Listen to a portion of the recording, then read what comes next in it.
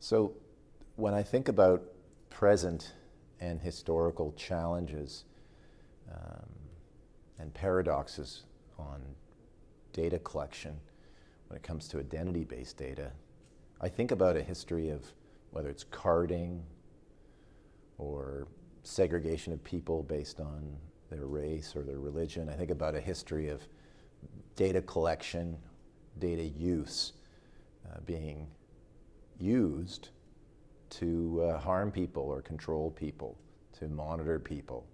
And I think that's a history that has a lot of life in the body of the public, in their communities and their memories.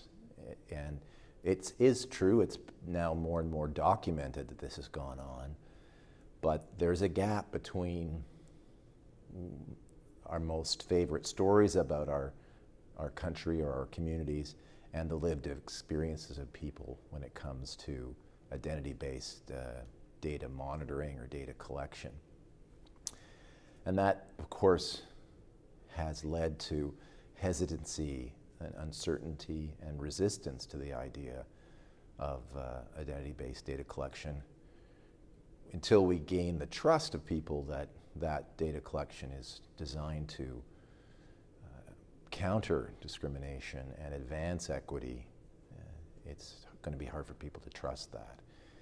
And then I think the other piece that we have to think about is that institutional actors are uneasy about participating in data collection because they're perhaps uneasy about not just the investment of resources in that, but what it might end up showing and where it might lead them. So there's a fear of change, fear of the challenges that go with taking the lessons we might learn from data and turning them into action. That's change work.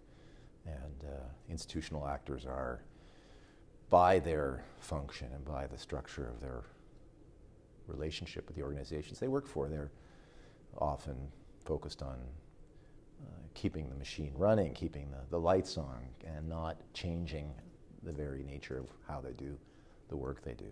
And so identity-based data collection is challenging for both the people who are going to be subject to that data and the people who are going to use that data. But it's an exciting time to think about the promise of integrating human rights-oriented, anti-discriminatory data collection into the interface between public sector organizations and the public, in the public interest, to make for better service delivery, for better lives, for better relationships. So that's the tension, and those are the opportunities and paradoxes in the background.